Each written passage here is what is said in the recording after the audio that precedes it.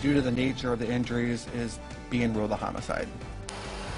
Coming up on WMBD News at noon, new details surrounding the suspicious death of a 4-year-old East Peoria boy. Also, a new cancer center in Peoria is hoping to offer additional community resources. We'll show you the latest plans that are now in the works. And sex ed classes could soon be changing in Illinois schools. Hear the proposal that could impact students. Good afternoon, everyone, and thanks so much for joining us. I'm Shelbey Roberts. First this afternoon, we're learning new details in the death investigation of a little East Peoria boy.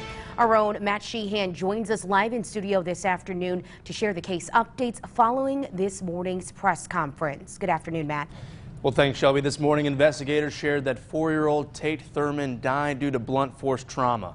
Around 4:30 yesterday afternoon, East Peoria police arrested 33-year-old Leslie Jett during a traffic stop at the Thorntons in Creve Coeur. East Peoria Police Chief Steve Rogie says Jett, which you can see on your screens, is the girlfriend of Tate's father. According to the Tazewell County State's Attorney, Jett originally described this as a slip and fall incident, but the Peoria County Coroner says abuse played a role in Thurman's death. Now, last week, medics responded to Thurman's East Peoria home on reports he was in cardiac arrest.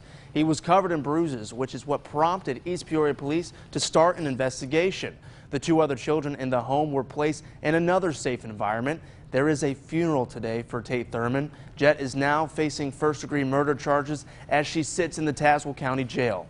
That investigation is now in the hands of the Tazewell County State's Attorney Stu Umholtz. And now, Shelby, Stu Umholtz did say that he wants everybody to be aware of what they post to social media. He says there could be consequences for anyone who releases confidential juvenile information. All right, thank you so much, Matt. We'll continue to follow that story. New at noon, 1 person is dead after a 2-car wreck in Chillicothe this morning. It happened on North Old Galena Road. The Peoria County Sheriff's Office has confirmed that 1 car was going north and the other was going south when that crash took place. The person's name has not yet been released, and once we get more details on this case, of course, we'll share them on air and online at ciproud.com.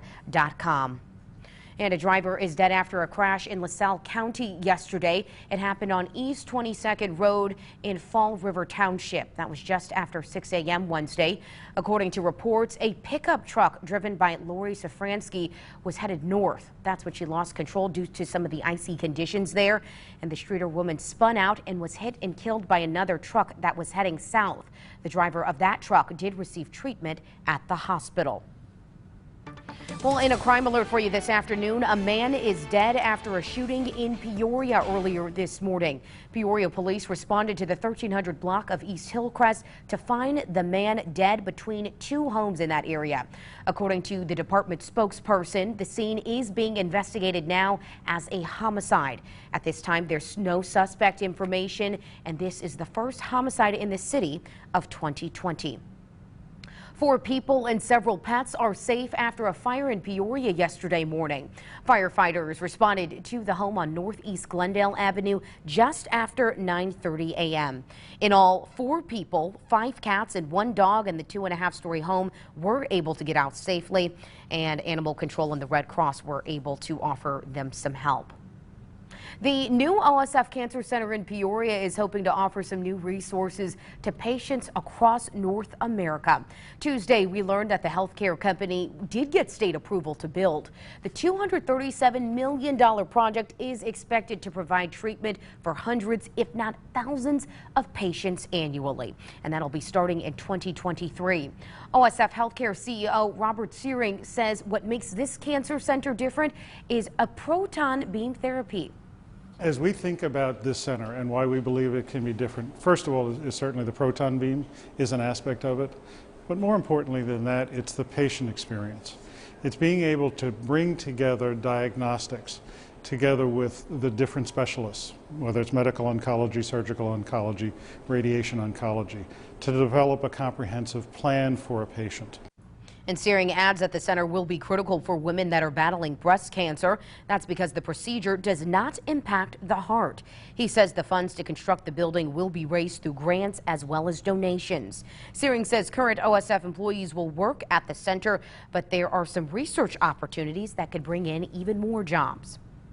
In McLean County, the health department is confirming at least 3 cases of the mumps.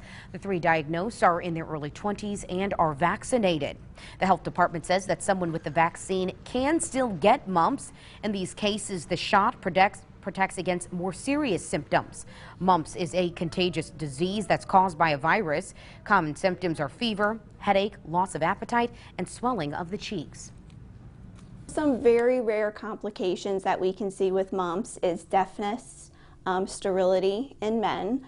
We can also see encephalitis, which is a swelling of the brain, and meningitis, which is a swelling of the spinal cord.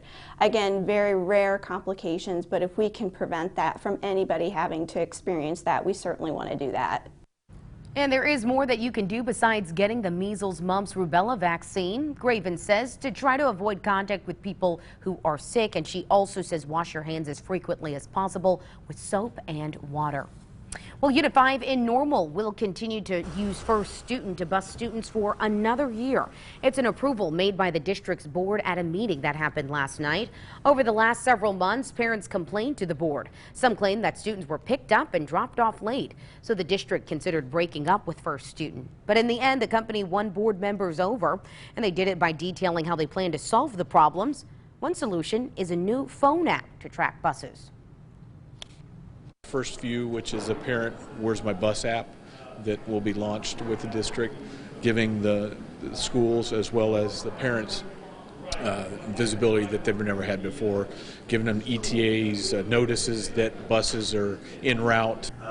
First Student also plans to hire more bus drivers to fill a shortage. The contract will end next summer, and at that point, the board will have the opportunity to extend or end that contract. In other news, some lawmakers want parents to be able to choose if their children take part in school shooter training drills.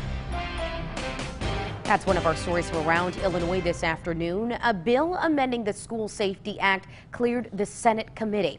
Now it's going to the full Senate. If passed, it would allow parents to keep their kids from participating in law enforcement drills. That includes active shooter drills. Right now, Illinois schools are required to hold at least one school shooting drill a year, and it must happen within the first 3 months of the school year. Also this afternoon, Planned Parenthood Advocates for Equality and the state's Coalition Against Sexual Assault are standing behind a new measure. It's surrounding sex education in schools. The REACH Act would require Illinois schools to implement age-appropriate, gender-inclusive sex ed classes. The courses would explore different topics like personal safety, healthy relationships, body image, and sexual orientation. One student says that it would be helpful for different students to learn more about gender expression in their schools.